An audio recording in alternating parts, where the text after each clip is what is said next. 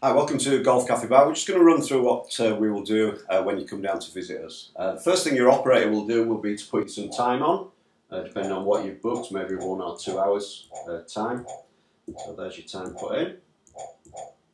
The second thing we do is we'll put your names or your groups in. So in this case we've put a team in as the Golf Cafe Bar team. Okay, we can have up to 4 teams, which is usually 4 pairs. We'll then go straight to the course. We select your tee, put your handicap in if you've got any. If not, we'll put a 28 handicap in. This next page is where we select the course. Okay, we can select many courses. The main thing is they're graded, intermediate, advanced, etc. We'll pick this one. Nice course in the career.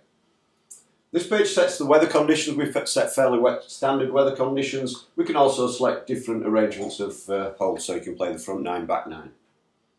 This final page of the setup is where we tell the system how we want to play the game. So we generally play Stableford scoring.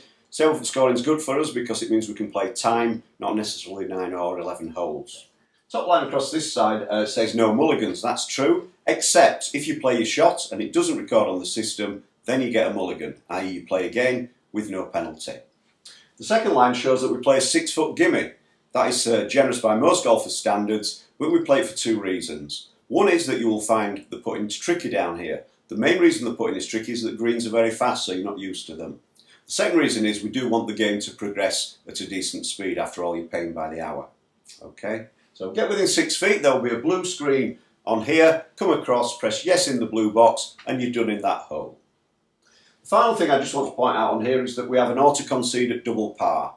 That means that on a par 4 hole, you get 7 shots, you don't get the 8th shot. You'll get a score of 8, and unfortunately you won't score any Stableford points. Again, it saves time. We're now going to go to the course, and this is where you will show extra information in order for you to play a better shot. In reality, we could just put you up there, say here's your course, look at the hole and play your shot. As I say, all this following stuff is there to help you play a better shot. Okay, first thing you do when you come to play your shot is look at the box bottom right, which tells you where to place the ball. So first up, it's telling us to play off the tee.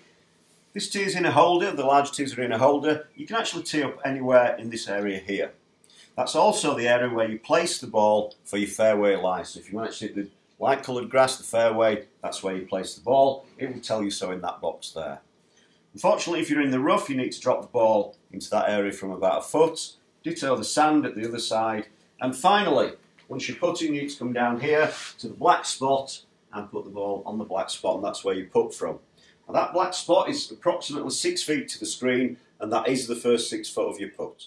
Second thing in the box on the bottom right is the yellow writing. The yellow writing is the setting of the cameras, and at the minute it's showing full shot. That means the cameras are looking for a low, hard, fast shot. About 50-60 yards out, you'll notice the writing changing to chip pitch. On the chip pitch setting, you can take a lob wedge from here, hit the ceiling, hit the ground, and it will measure that shot. And finally, it will change automatically to putt, but only when you get on the green. Okay, this is very important because it will not measure a putt until you're on the green. However, if you're just off the green, the system will be showing chip pitch. If you really want to putt from off the green, you can physically change the writing by pressing where it says chip pitch and change it to putt and put off the green. We don't recommend because of the fastness of the greens. Over the other side of the screen, we have a little circle here which demonstrates the lie of the ball. So it shows you if you're on a slope, it shows you if the ball's above or below your feet. And the ball will take those conditions into account. The wind is off, as you can see, so you can ignore the wind. No one ever asks for the wind to be put on. Okay. Finally, we have this diagram here. And this shows you where the ball will go if you hit it straight in the room. So that's straight down that line, landing in this sort of area here, hopefully. If you're not happy with that aim, you can press aim at the bottom of the screen there, and using the arrows, you can move around. The main reason for that is we need you to play down the middle of the room. Once you're happy, press accept and play your shot. Finally, top left tells you what hole you're playing, what par is, who's playing, and how many shots they've had so far on this hole. The distance 371 is measured all the way to the flag or hole, and finally, very important, it shows elevation. When you put in, elevation tells you whether you've got a downhill or uphill putt. If you've got a downhill putt on these fast greens, it will make a big difference, so you must take that into account. If you've got a plus elevation, that means an uphill putt, and that ball will slow down. Once it is your turn, get yourself up onto the tee and play your shot.